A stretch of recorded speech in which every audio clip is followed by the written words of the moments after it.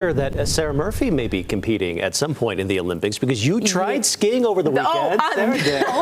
He's making a joke, everybody. I got a big bruise on my shin because I went to Brighton for the first time. It was not pretty, everybody, but I tried my hand at it. She's here. But I respect our athletes so much more because it is so hard, but they make it look so easy. It is so hard. Great resort to start at. Yes, loved Brighton. they were wonderful. Got my chops in there. Wonderful, wonderful place. Don't worry. You got to try it a few more times. I'll work on it. There's an uncomfortableness that comes with skiing that you just have to embrace. It's tricky. You're uncomfortable. You got to get the pizza down, right? I was working it the whole way down. French fries. Yeah. The boots are uncomfortable. Okay, folks, Yeah. they just are. But we love to ski, and we love that we had some snow. Yes. Good for you. I'm glad that you hit the mountain. I tried. I wish it was a better year for you to hit the mountain, but we'll keep some snow coming because we got a few inches tonight, which is nice news for the Cottonwood Canyons. We had some areas that didn't get snow, and that's okay. They had gorgeous sunsets and sunrises. Here's Magna, Payson.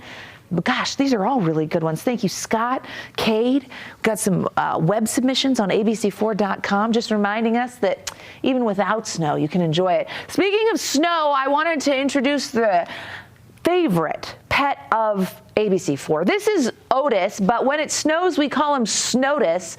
Dana Green was out there in Salt Lake County going, yes to the snow. He was really happy. And I always like to show Otis, Odie, bring it on back. We love him. We love him. And we love that he's as excited about light snow showers as we are. As you look at our Enzyme Peak time lapse, it actually catches those showers as we were seeing flurries above the Salt Lake Valley, and then in the Salt Lake Valley, the northern Wasatch Front saw a tiny bit of lake enhancement there. So their snow showers hung on. Some low-level moisture allowed for very fine snowflakes even later this evening.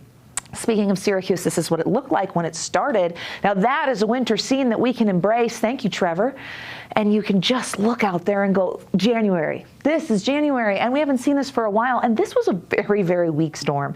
Okay, we had a weak cold front move on through, and the accumulations are incredibly light. Satellite radar shows that high pressure moving in, those showers focused on the Wasatch Front and tapered off quickly. They happen during commute time. The good news with this front is not only did it bring a little bit of moisture to the mountains and valleys in northern Utah, but it cleared a lot of the air in Weber, Davis, Salt Lake County tonight. We have some elevated particulate matter holding on in Cache, Box Elder, and Utah counties, as well as Duchesne County on the northeastern side of the state.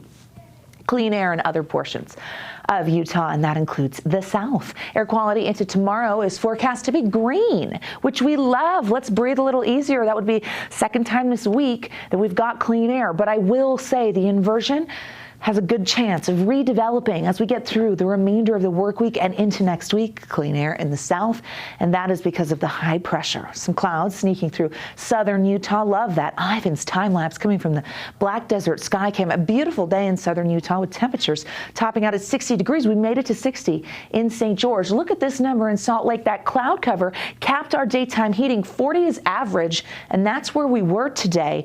30s and 40s for those highs along the Wasatch Front. This is what we're supposed to feel like this time of year. That just hasn't been the case. Getting through the overnight, temperatures will drop into the mid to upper 20s for those overnight lows with mostly clear skies and dry conditions. So I want to show you the big picture here, the grand view, so you know what's happening. Here's that weak trough. It was the third in a series of three. It brought that wintry mix and those snow showers. It's clearing out of here. It's gone, quickly gone. And we watch that high pressure that's going to build in the desert southwest. It encompasses Utah, and it means that we get subsidence, sinking air, rising temperatures, clear skies, and a storm block. You notice as moisture goes around that ridge of high pressure.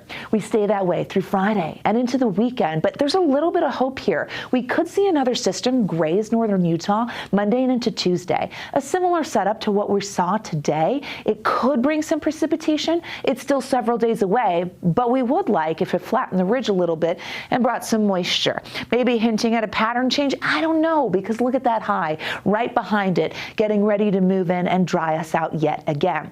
But there is hope. As we look at wet weather potential, it bumps up for the beginning of the week. That doesn't look like a lot, but this looked this way yesterday for the current storm we were seeing. So there's potential. We'll see what happens over the coming days. Futurecast doesn't go all the way out to Monday, but it shows that high pressure, how a few clouds will sneak through, but we stay dry, quiet for Friday, Saturday, and Sunday. And there's that front that could move through northern Utah and flatten the ridge as we roll into Monday. We, of course, will keep you forewarned and posted.